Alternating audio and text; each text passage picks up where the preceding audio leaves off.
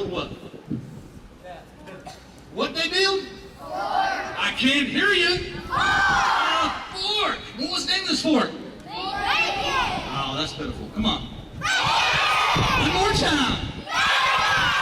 Fort Dobbs. Fort Dobbs. Yes, it began in 1756. They began building this fort, but all of a sudden the contractors wanted more what?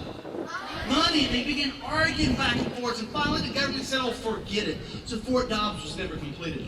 As the years passed, we're a growing colony. Forget the British, we want to be what? Free, independent. Did the British like this?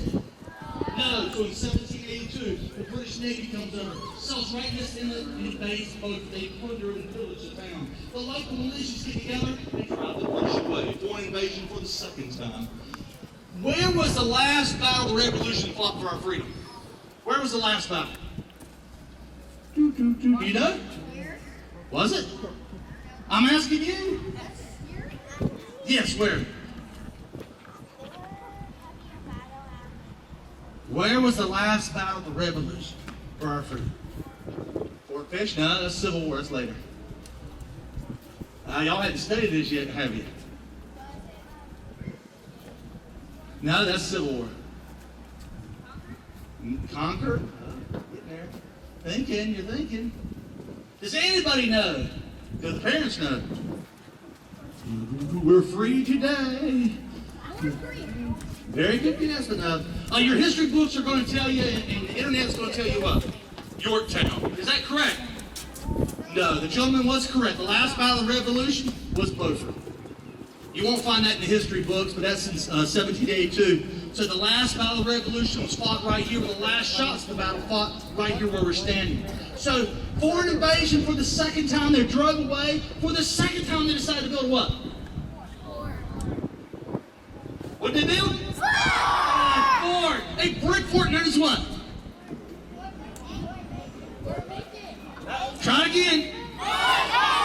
Look how I work. You say it with pride. Fort Hampton. Fort Hampton.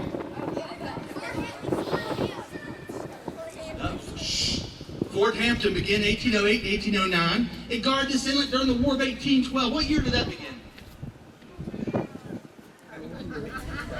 1812, there you go. During the War of 1812, there is no action here in Beaufort because the fort guarded the inlet, but the British went up to the capital of the U.S., which is what? Washington, D.C., and they burned it to the ground. Did our politicians like their capital being burned? No, they said, we've got to do something to stop this foreign invasion. We're going to build a whole bunch of what? Forts. Can you name one? I can't hear you. Say it again. Are you sure? Yes, Fort Macon, Pulaski, Sumter, Monroe, Jefferson, Caroline, Clarks Point, Fort Knox, Fort Alcatraz, and so on. A whole chain of forts not built for the War of 1812, built right after. They arrived here in 1826, began construction, going to build this right beside Fort Hampton. When they arrived, they looked around. There it is, no Fort Hampton. What happened to Fort Hampton? It got destroyed by what? There was no battle here. Yes, ma'am, you know? I can't hear you. It was washed over by what? Water by what? Waves by what? Ocean by what? What? A great hurricane in June 1825 hit and swept it away. Survey states for Fort Macon were now in the water. Bad location to build a fort in the water. They moved back to this location, began construction. It lasted for 8 years, finished in 1834. Named for Mr. Who? Didn't hear you. Mr. Macon. That's why they call it Fort what? There you go. Nathaniel Macon, the leading statesman who was instrumental in getting approximately $500,000 to build this structure. $483,690. To make a long story short for you, because I know I'm going to bore you, Fort Macon is built, here it is, designed for about 450 soldiers. Do we need 450 soldiers here? There's no war going on? No. It's time for downsize military cutbacks. The garrison here is cut to one soldier, a sergeant. What's the most important piece of equipment the Army will give you to defend yourself?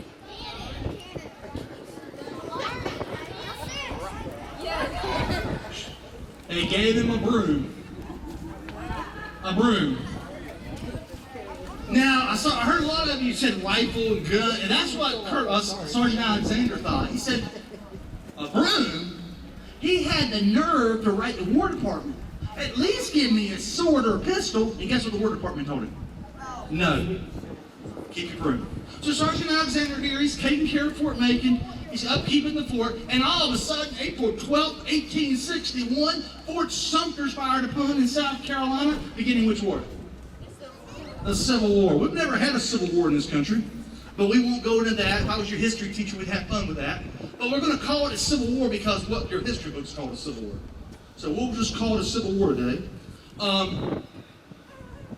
2 days later, April 14th, the local militia in Beaufort, they jump in their boats, came rolling across, came marching to the front doors just as you did this morning. Guess what they're carrying? Guns. Okay, here they come with their guns. Here's Sergeant Alexander with his broom, maybe. Who won this battle? The guy in the broom. He swept them away, right? No. They told him to get out, and guess what he did? He got out. So North Carolina captures the fort without firing a shot. I said North Carolina. Why do I say North Carolina? Who's North Carolina fighting for? The Union. So they took it from the U.S. Army? Who are they fighting for?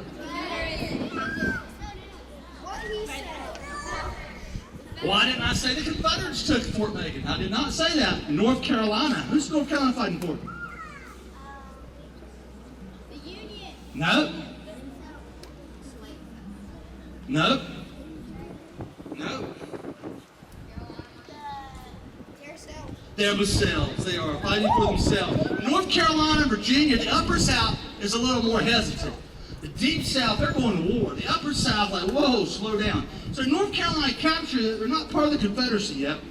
However, about a month later, May 20th, 1861, North Carolina finally decides to join the Confederacy.